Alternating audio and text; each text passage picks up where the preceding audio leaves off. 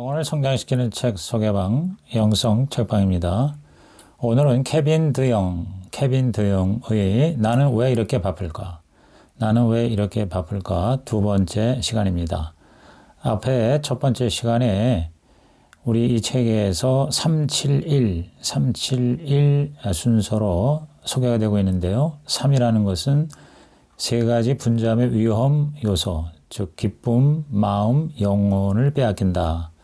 그 다음에 7은 분주함의 이유라고 그럴까요? 분주함을 진단하는 기준 7가지인데 그 중에 세 번째를 정리했습니다. 첫째가 교만 때문에, 두 번째가 꼭 해야 한다는 의무감 때문에, 세 번째는 계속 일이 늘어나는 습관, 즉 우선순위가 없는 것 때문에 분주함의 늪에 빠진다. 이렇게 진단을 했습니다.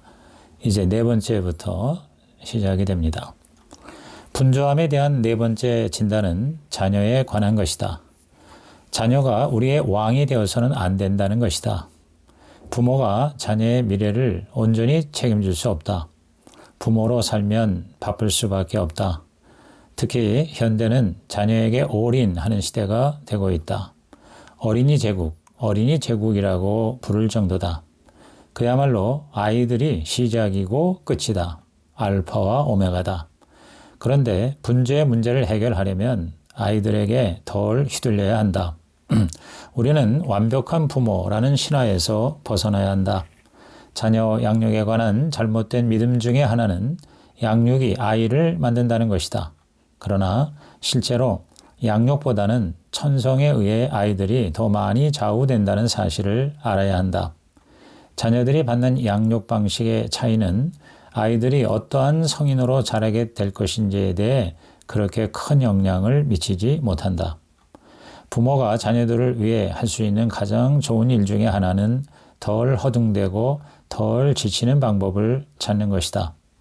자녀들은 부모와 더 많은 시간을 보내는 것보다 부모가 덜 피곤하고 덜 스트레스를 받았으면 좋겠다는 응답을 더 많이 했다.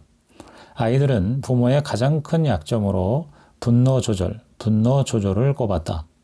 자녀들은 부모를 통해 간접 스트레스에 시달리고 있다. 가장 중요한 것은 아이들과 놀러 가는 것보다 부모의 정신 건강이다. 그것이 부모와 자녀 모두에게 더 유익하다. 자녀 심리학자 캐럴라는 말한다. 만약 당신 자녀의 미래가 당신 손에 달려 있는 것이 아님을 인정한다면 당신은 더 나은 삶을 살 수 있고 더 행복한 가정을 꾸릴 수 있을 것이다. 자녀 양육을 포함한 모든 일, 모든 문제를 우리가 짊어져야 하는 것은 아니다. 우리는 하나님이 주권자이시며 구원은 선물이며 성령의 바람은 성령님이 원하시는 방향으로 움직인다는 사실을 분명하게 깨닫고 인정해야 한다. 우리의 자녀 양육은 불완전하다. 자녀는 자기 길을 스스로 선택한다. 그리고 하나님은 이 모든 일을 신비롭고 놀라운 방식으로 사용하신다. 그렇게 하셔서 그의 나라를 세우시고 그의 백성을 다스리신다. 정말 중요한 것은 우리가 무엇을 해주느냐가 아니다. 우리가 어떠한 사람이 되어야 하느냐는 것이다. 내가 아이들 대신 결정할 수 없다. 다만 내가 책임져야 하는 것은 내 마음을 지키고 자녀들에게 주님의 법도를 가르치는 것이다. 우리에게는 자녀를 원하는 대로 확실히 자라게 만드는 방법 같은 것은 없다. 자녀 양육에 대해 성경은 몇 가지 사항만 말할 뿐 구체적인 지침은 없다. 부모는 자녀에게 하나님에 대해서 가르치고 훈계하고 자녀로 인해 감사하고 자녀를 노엽게 하지 말라. 이렇게 성경은 가르친다. 나머지 세부 사항은 각자의 가정과 문화, 성령님이 주시는 지혜, 그리고 수많은 시행착오에 달려있을 뿐이다. 하나님이 가르치신 기본적인 자녀 양육의 원칙만 지킨다면 나머지 대부분의 방침이나 신념들은 그리 중요하지 않다고 본다. 나는 정말 중요한 몇 가지 일에 집중하고 나머지는 너무 신경 쓰지 않기로 했다. 아이들과 함께 시간을 보내고 성경을 가르치고 교회에 데려가고 함께 웃고 함께 울고 불순종하면 훈육한다. 나는 내 자녀들이 나중에 과거를 회상하며 이렇게 생각했으면 좋겠다. 부모님이 저를 위해 무엇을 해 주셨는지는 모르지만 또 그분들도 무엇을 하시는지 잘 모르셨던 것 같지만 그렇지만 한 가지 확신하는 것이 있습니다. 그것은 부모님이 저를 무척 사랑하셨다는 것, 그리고 예수님을 사랑하셨다는 것, 이 두 가지입니다. 우리가 바쁜 진짜 이유는 어쩌면 두려움과 걱정 때문인지도 모른다. 지나치게 초조하고 지나치게 헌신하고 지나치게 양육하고 있다.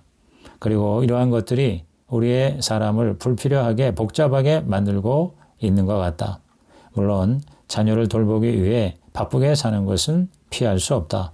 그러나 기도하고 성경을 묵상하고 조금만 상식적으로 생각해 볼 여유를 가진다면 자녀에 대한 지나친 걱정은 피할 수 있는 것이다. 다섯 번째 분주함의 진단은 디지털 미디어와 관련된 것이다. 디지털 미디어. 디지털 미디어가 당신의 영혼을 억누른다. 이제 디지털 미디어를 피할 수 없는 시대이다.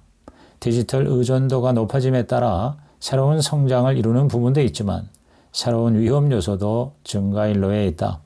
디지털 미디어가 우리의 미치도록 바쁜 삶을 살게 하는 세 가지 방식의 위험이 있다. 첫째가 중독의 위협이다. 하루 종일 스마트폰을 보지 않고 지낼 수 없는 것이 현실이다. 긴급하고 새로운 업무가 없더라도 모니터나 스마트폰 화면에서 벗어나기는 거의 불가능하다. 이제 우리가 인터넷을 통제하는 게 아니라 디지털이 우리를 지배하고 있다. 우리는 매일 몇 시간 온라인에 연결하고 싶은 충동에 시달리고 있다. 그러나 그리스도인으로 우리는 누구든지 진자는 이긴 자의 종이 된다 하는 사실을 알고 있다. 둘째는 아케디아의 위협이다. 아케디아는 나한테 무기력과 같은 의미다. 무관심과 영적인 건망증을 의미한다. 수많은 저녁 시간이 텔레비전에 의해 소멸되는 것을 의미한다. 그것은 오락도 교육도 아니다. 단지 시간을 때우는 것이고 해야 할 일들을 하지 않고 버티는 것에 불과하다. 무엇보다 아케디아는 무관심, 다른 사람들의 삶과 그들과 함께하는 하나님의 삶과 연합하기를 거부하는 것이다. 우리는 점점 더 아케디아에 더 깊이 빠져들고 있다. 그냥 바쁘니까 바쁜 거다. 무엇을 할까 고민하는 대신 디지털 세상에 들어가 그저 시간을 흘려보내는 것으로 만족하는 것이다. 이 모든 것이 세 번째 위협으로 직결되는데 그것은 우리가 결코 홀로 있는 시간이 없다는 것이다. 홀로 있는 시간, 아니 홀로 있고 싶어 하지 않는 욕망이다. 오히려 그럴 필요가 없는데 삶을 복잡하게 만들고 싶어 한다. 하나님만이 채울 수 있는 마음의 구멍이 너무 커서 두려워하기 때문이다. 바쁘게 사는 이유는 바쁘게 사는 것이 좋다는 거짓말을 믿었기 때문일 수도 있다. 윌리엄 파우스는 속도에서 깊이로라는 책에서 디지털 세상을 수십억이 사는 거대한 방에 비유한다. 그곳에는 수없는 일로 수없는 활동으로 분주하다. 파워스는 그것을 끝없는 인간의 상호작용의 축제라고 불렀다. 한동안 그 방을 엄청나게 즐겼지만 이제는 다들 지쳐있다. 이런 세상에서 자유함을 누리려면 훌쩍 뛰어넘어 바깥 세상에서 무슨 일이 벌어지는지 보려는 믿음의 도약이 필요하다. 톨킨의 반지의 제왕에 등장하는 반지처럼 우리는 이 방을 사랑하면서도 또 이 방을 싫어한다. 디지털 세상으로부터 독립된 공간에서 숨쉬고 싶지만 점점 더 이 방이 우리가 아는 전부가 되어간다. 가장 끔찍한 것은 우리가 이 방을 떠나고 싶어 하지 않는다는 것이다. 만일 디지털로 인한 분주함이 기쁨의 적이라면 혼자 있는 시간을 가지기 전까지는 그곳에 갇혀 있을 수밖에 없다. 디지털 시대에 파스칼의 유명한 말이 새롭게 들린다. 나는 인간이 불행한 원인이 방 안에 조용히 박혀 지내는 법을 모르는 까닭이라고 말해왔다. 이런 세상에서 우리가 나올 수 있는 방법은 무엇일까? 먼저 과학기술이나 진보에 대해 적절히 의심할 줄도 알아야 한다. 과학기술 혁명이 일어나기 전에도 사람들은 잘 살아왔다. 오늘날에도 이런 기술을 사용하지 않고도 충분히 잘 살 수 있다는 것을 인식한다면 과학기술로부터 조금은 거리두기를 할 수 있을 것이다. 과학기술을 사용할 때는 반드시 면밀한 검토와 비판과 통제가 필요하다. 검토, 비판, 통제. 좀 더 사려 깊게 행동하고 상대방에 대한 이해심을 키우라. 분주함을 줄이는 것은 공동체가 함께 이루어가야 한다. 답장을 느리게 보내는 것이나 답장 내용이 짧은 것은 무리한 행동이 아니라는 것을 받아들여야 한다. 의도적으로 오래된 기술을 사용해보라. 종이책을 읽어보고 손편지를 쓰고 전화를 걸어보고 조깅할 때 이어폰을 사용하지 말자. 그리고 제한을 정하고 그것을 지키기 위해 힘써 싸우라. 잠자리에는 스마트폰을 가져가지 말자. 교회에서는 인스타그램을 확인하지 말자. 식사 때는 문자를 보내지 말자. 커다란 바구니를 마련해서 매일 특정 시간, 예를 들어 식사 시간이나 예배 시간 혹은 잠자는 시간에는 모두 스마트폰, 태블릿, 노트북 등을 그 바구니에 담아두는 것이다. 이른바 화면 안식일을 정해서 지켜보라. 새로운 자유를 찾을 수 있을 것이다. 디지털 시대의 위험에 대처하려면 기독교 신학이 필요하다. 우리 자신은 하나님의 형상을 지닌 존재요 하나님의 자녀다. 그러므로 굳이 자신이 중요하고 가치 있으면 사랑받는 존재임을 확인하기 위해 인터넷을 돌아다닐 필요가 없다. 우리 자신이 타락한 피조물이면 인간이기에 가질 수밖에 없는 한계를 받아들일 수 있다. 우리가 깊이 있는 관계를 맺을 수 있는 사람의 숫자는 한정되어 있다. 동시에 여기저기에 다 있을 수는 없다. 세상의 정보를 다 알 수도 없다. 디지털 시대의 가장 큰 거짓말은 모든 것을 알 수 있고 할 수 있고 또 모든 곳에 가 있을 수 있다는 말이다. 그 어떠한 것도 우리는 할 수 없다. 우리는 우리의 부재와 무능력과 무지를 받아들여야 한다. 그리고 해야 할 일, 알아야 할 정보, 있어야 할 곳을 현명하게 선택해야 한다. 이 유한성을 빨리 받아들일수록 우리는 더 빨리 자유로워질 것이다. 여섯 번째 진단은 휴식 없이는 멀리 가지 못한다는 것이다. 휴식 없이는 멀리 가지 못한다. 삶의 리듬을 찾아야 한다. 하나님은 우리의 구원을 위해 안식을 주셨다. 안식일은 하나님의 선물이다. 주중에 극도로 바쁜 삶, extraordinary 바쁜 삶을 살아내기 위해서는 주일에 하나님이 베풀어 주시는 평범한 보통의 수단, 즉 ordinary 수단, 보통의 수단이 필요하다. 하나님은 안식을 창조 질서 안에 두셨고 그의 백성에게 지키라고 명하셨다. 사람을 위해 안식일을 만드셨지 안식일을 위해 사람을 만드시지 않으셨다. 우리가 해야 할 일이 바다와 같이 넓다면 안식일은 그 바다에 떠있는 섬과 같다. 안식일은 우리 자신의 일보다 하나님의 일을 더 신뢰하는지를 확인하고 테스트하는 기회다. 일과 휴식 모두 하나님의 영광을 위한 것이고 그렇기에 둘 다 좋은 것이 될 수 있다. 성경은 열심히 일하는 사람을 칭찬하고 동시에 쉼의 미덕도 찬양한다. 일과 쉼은 둘 다 잘 배치가 되면 얼마든지 어울릴 수 있다. 그 두 가지가 삶의 리듬이 되어야 한다. 일에 몰두하지도 또 쉼을 온전히 누리지도 못하는 삶이 아니라 집중해서 일할 때와 의도적으로 휴식할 때를 구분하는 규칙적인 일상이 사라진 곳에서는 결국 일에 대한 흥미도 떨어진다. 세계적인 육상 선수에 의하면 그의 달리기 비결 중에 하나는 달리지 않는 것이다 라고 한다. 그는 운동할 때는 모든 것을 걸고 집중하지만 쉴 때는 순전한 축제를 즐긴다. 휴식이 없으면 절대 최고가 될 수 없다. 휴식이야말로 일 중독의 해독제다. 일 중독의 해독제. 가끔은 방황하면서 꾸물거리는 것이 최고의 준비일 때가 있다. 낮잠을 자고 자전거를 타고 노래를 부르고 그 다음에 막혔던 일을 해보라. 땅을 묵히지 않으면 씨를 뿌리고 추수할 수 없다. 항상 전력 투구할 수만은 없다. 이스라엘은 금식할 때와 잔치할 때가 있었다. 하나님은 그들에게 매일, 매주, 매월, 매년 그리고 여러 해에 걸친 삶의 리듬을 미리 정해 주셨다. 그것은 경건과 함께 생산성을 높이는 일이기도 하다. 우리는 삶의 리듬이 완전히 사라지고 있다. 모든 것이 뒤섞여져서 흐릿해졌다. 삶은 불만족스럽고 그렇게 흘러가다가 질병, 탈진, 우울, 그리고 절망에 빠지고 만다. 하나님은 우리가 잠이 필요한 존재로 만드셨다. 우리에게 몸을 주신 분은 하나님이시다.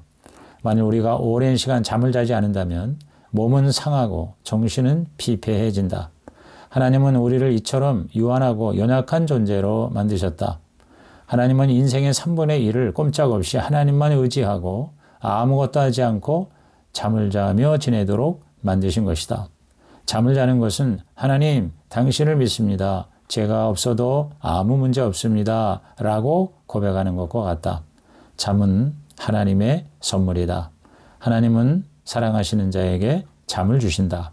현대인의 수면 시간은 그 어느 시대보다도 적다. 미국인의 평균 수면 시간은 100년 전보다 2시간 반 이상이나 줄어들었다. 자연의 한계를 무시하면 대가를 치르게 되어 있다. 시간은 빌려올 수는 있어도 훔쳐올 수는 없다. 우리는 시간을 훔칠 수 있다고 생각하지만 실제로는 그런 일은 일어나지 않는다. 낮잠 자는 것이 우리의 영성일 수 있다. 적절한 수면을 취하는 것은 영적 훈련의 필수 과정일 수 있다. 저녁 8시부터 자정 사이에 무슨 일을 하는지 혹은 무슨 일을 하지 않는지 주의 깊게 살펴보면 아마 깜짝 놀랄 것이다. 아마도 주범은 야식이나 카페인 혹은 유튜브일 것이다. 우리 대부분은 이미 어마어마한 양의 수면 시간을 빌려왔다. 하루라도 빨리 조금씩 갚아 나가기 시작할수록 우리가 하는 일에도 영혼에도 사랑하는 사람들에게도 더 유익하게 될 것이다. 쉼에도 계획이 필요하다. 쉬는 것이 결코 쉬운 일이 아니기 때문이다. 하나님을 신뢰하는 것이 어려운 만큼 내려놓는 것, 멈추는 것도 쉽지 않다. 진짜 문제는 일을 적절히 분배하지 못하는 것이다. 그런데 계획보다 중요한 것이 경건한 습관을 가지는 것이다. 인생에 리듬이 없으면 오래 버티지 못한다. 일하지 않는 시간이 필요하다. 그렇지 않으면 쉴 수가 없다. 하나님의 세계에서 나는 도무지 쉴 여유가 없을 정도로 중요한 역할을 맡고 있는 사람이 아니다. 오히려 하나님은 내가 쉬지 않을 도리가 없게끔 명확한 한계를 주셨다. 7째 진단은 짊어져야 할 십자가가 있다는 것이다. 짊어져야 할 십자가. 인생이 바쁜 이유는 바빠야 하기 때문이다. 인생이란 짐을 짊어지는 삶 자체다. 특히 창의적인 꿈을 가진 사람, 사랑을 아는 사람은 바쁘게 살게 마련이다. 우리는 일을 해야 하고 하나님을 사랑해야 하고 아기를 낳고 길러야 하고 열방을 제자로 삼아야 한다. 바쁜 것 자체는 죄가 아니다. 열심히 사는 것은 오히려 하나님의 뜻이다. 바쁘게 살면서도 바쁘게 느끼지 않고 여유 있게 사는 사람이 있는 반면 반대로 실제적으로 해내는 일은 별로 없으면서 엄청난 스트레스로 허덕이는 사람도 있다. 일이 많아 바쁜 것이 문제가 아니라 잘못된 이유로 바쁜 것이 문제인 것이다. 하나님이 아닌 사람을 기쁘게 하기 위해 다른 사람을 통제하기 위해 부름받지 않은 일을 하다 보니 분주하게 되는 것이다. 일은 인생의 일부다. 일은 인생의 일부. 우리는 처음부터 동산을 경작하고 이 땅에 충만하게 퍼져서 다스리는 존재로 만들어졌다. 우리는 처음부터 바쁘게 살도록 지음을 받았다. 일과 바쁜 것이 힘든 이유는 그 자체가 짊어져야 할 십자가의 일부일 수 있다는 생각을 하지 않기 때문이다. 섬김은 고난이다. 사람을 섬기려면 반드시 고난과 어려움을 겪게 된다. 병에 걸리도록 자기 자신을 몰아붙이면서까지 불안하게 사역하는 것, 그것은 잘못이다. 그러나 우리가 사도 바울을 본받아 사람들을 섬기고자 할 때에는 어느 정도의 육체적인 피로, 수고, 인내는 감내해야 하는 것이다. 또한 어떠한 형태의 분주함은 하나님이 주신 것이며 하나님께 영광 돌리는 것이다. 효과적인 사랑이 항상 효율적이지는 않다. 사도 바울이 마치 몸을 불사르듯 바쁘게 살고 특히 그리스도와 그의 교회를 위한 압박감에서 하루도 쉴 수 없었던 것은 그 목적이 하나님의 영광 때문이었다. 바울은 모든 면에서 올바른 방식으로 바쁘게 살았다. 모든 면에서 올바른 방식으로. 하나님을 사랑하고 다른 사람들을 섬긴다면 우리도 바쁘게 살 것이다. 하나님의 은혜는 우리에게 충분하고 하나님의 능력은 약한 데서 온전해진다. 우리는 당연히 바쁘게 살면서도 자족할 수 있다. 우리가 약할 때 그때가 강하기 때문이다.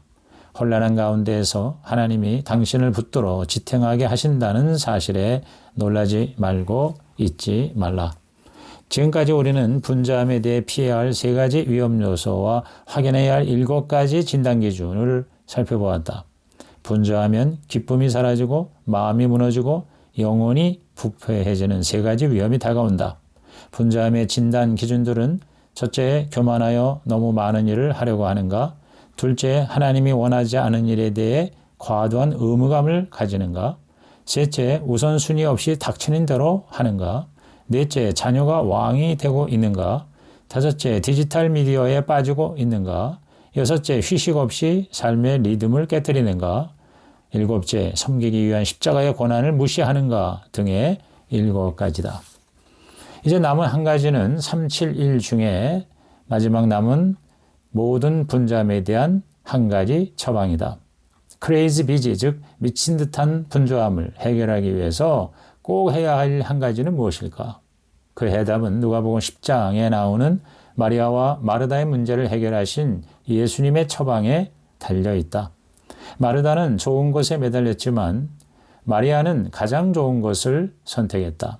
좋은 것과 가장 좋은 것. 정말 중요한 것은 한 가지뿐이다. 마리아처럼 하나님과 함께하는 것이다. 예수님은 마르다가 바쁜 것에 잘못이라고 지적하지 않으셨다. 대신 최선이 무엇인지에 대해서 가르치셨다. 마르다는 마음이 분주했다.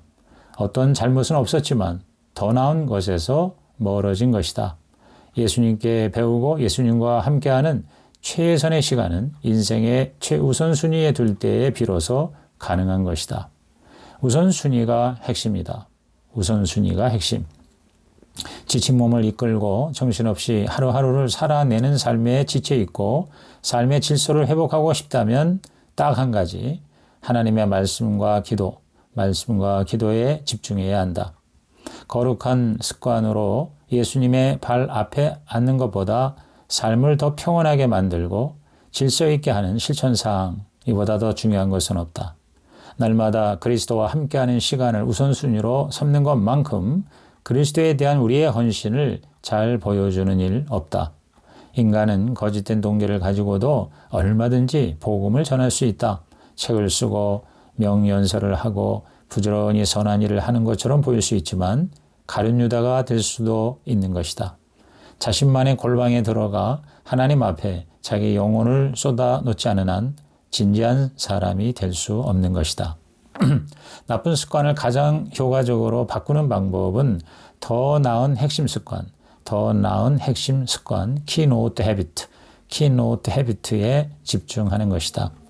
우리를 바쁘게 만드는 수천 가지 삶의 영역이 아닌 한 가지 특정한 습관에 집중하면 그 한 가지 영역에서뿐 아니라 다른 많은 영역에서도 습관을 고칠 가능성이 높아진다.